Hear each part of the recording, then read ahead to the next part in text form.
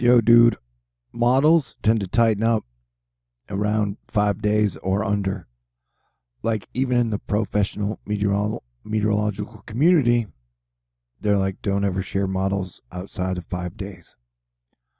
And so, this is the new GFS model run straight off the presses, and it shows what is now Tropical Storm Isaias going over the OBX and heading kind of into Boston, but the GFS, and it has it as a stronger cyclone than it has had in the last few runs, and that would be like a landfall basically on Massachusetts.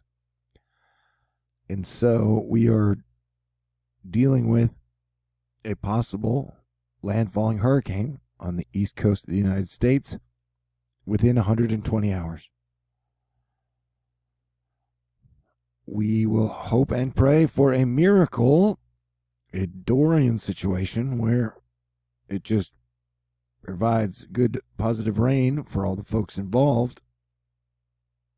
But there is a chance, this is 2020, that this comes in as a major hurricane or category 2 hurricane or a worse hurricane than Hurricane Sandy when Hurricane Sandy came through.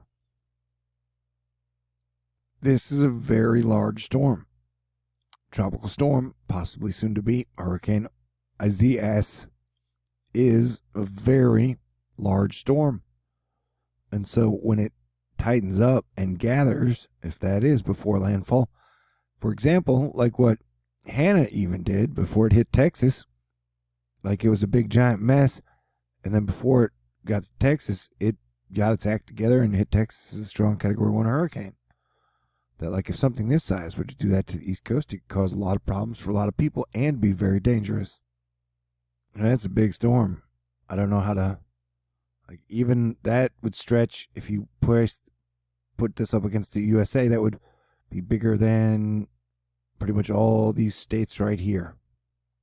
This is a large storm. It looks like the all-seeing eye. And so if, like, the part at the bottom comes across here and meets with the part at the top and they reform in some type of like magic robot kind of a way, this could be a big 2020 major nasty storm.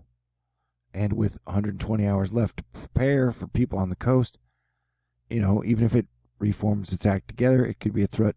It could come in, clip, come out, clip, come back and hit. So I'm just doing what I can to give everybody up to the date information. And it's almost like this storm is Saturn and this storm is Jupiter.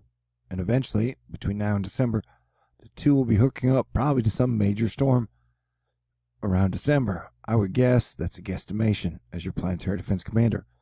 But if this rain line stays outside, we're all good. If this rain line moves to the west 50, 100 miles, that would be a major problem, as we have a second major rhinoceros-shaped storm coming through that will roll through. So if this floods, it would be like a giant V of flooding down from Florida, who looks to be getting a ton of rain, and then up to here. If you move this piece over, that's a big situation. And then you've got a whole nother possible major ginormous storm behind it. We are leading up to peak hurricane season. The Gulf of Mexico and the Atlantic have been very busy with the smaller storms up until now, but this is the season where we can see some pretty big major hurricanes. And this thing overall is giant. I mean, this is almost, we got 2 major storms headed our way.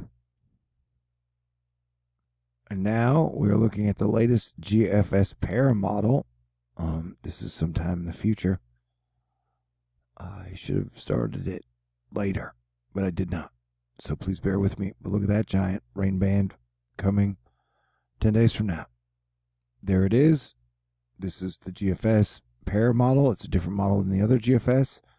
970, 968, 963, 966. It does 966 over the northeast major coastal population areas.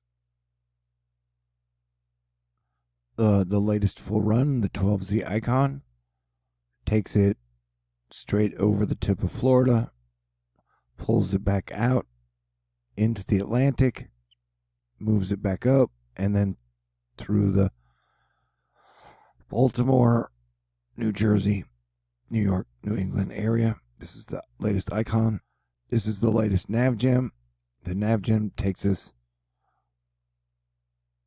up, touches the nose of Florida, kind of Miami, touches up the coast, and still keeps it at about a 987 storm, which would technically be a hurricane, all the way up the coast from Florida almost.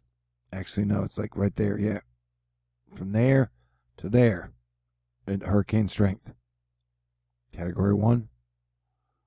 This is the NavGem. And like I said, look at all those lows. It's like 4 triple lows there. And this is like 5 days out. It would be making landfall according to the NavGem. An initial landfall would be 100 hours from now, 108 hours from now, Monday. It is almost Thursday. Technically, it's 11:30 p.m.